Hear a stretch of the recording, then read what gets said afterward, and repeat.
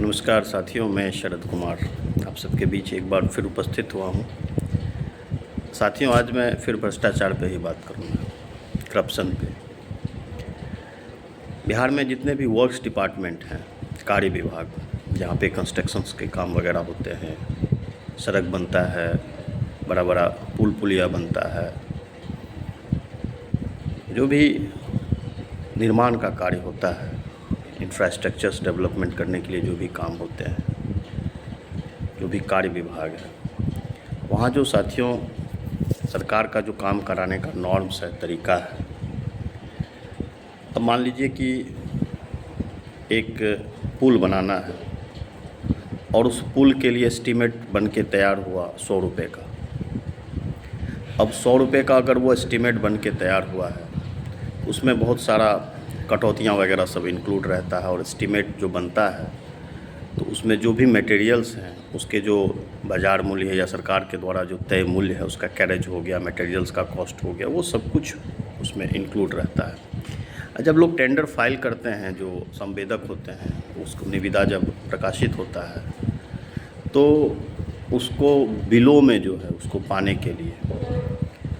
Below जो cost सरकार तय करती है, जो विभाग तय करती है, उससे कम में वो डालते हैं। अब मान लीजिए वो 100 रुपये का एस्टीमेट है, प्रोजेक्ट है, तो 10%, 15%, 20%, 25%, 30%, 35-36% बिलो तक लोग डाले हैं। हो सकता है 40% भी कहीं डाले। अब ये इतना बिलो कॉस्ट करके जब वो डालते हैं, उनको काम मिलता है, और फिर जब वो काम कराते हैं, तो आप बताइए कि मान लीजिए जो पुल बन रहा है या कोई भी कोई भी निर्माण हो रहा है, उसका जो ईंटा का कीमत है, बालू है, सीमेंट है, मज़दूर हैं, या और उसमें जो भी मटेरियल के कॉस्टेज हैं, तो कहीं ना कहीं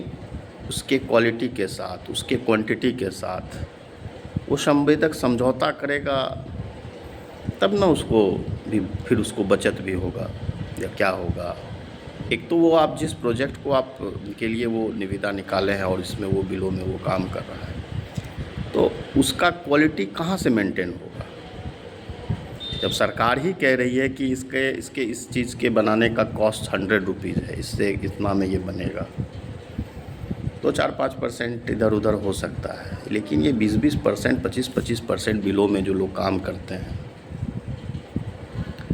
तो फिर वो ना ही क्वांटिटी होगा ना क्वालिटी होगा, कहीं ना कहीं मटेरियल की चोरी होगी, तो वो क्वालिटी कहाँ से मिलेगा। तो ये करप्शन जो है, ये जो भ्रष्टाचार शब्द है, इसमें सरकार का क्या बचता है, वो फिर कुछ दिनों बाद टूट जाता है। तो सरकार की व्यवस्था में मैं समझता हूँ कि इतना दोष है, पता नहीं ये क्या प्रोसेस है, मुझे ये समझ में नहीं आता है कि वही तय करती है कि अमुक चीज़ को बनाने में इतना कीमत होगा, और अगर इतने बड़े तो सेवा करने वाले नहीं हैं कॉन्ट्रैक्टर कि अपने घर से पैसा लगा करके जो है सो उसको पूरा अच्छा से बना देंगे। तो साथियों, भ्रष्टाचार कराने के लिए सरकार ही तत्पर रहती है। सरकार ही का जो व्यवस्था है, जो तौर तरीका है काम करने का, वो बहुत दोषपूर्ण है। धन्यवाद।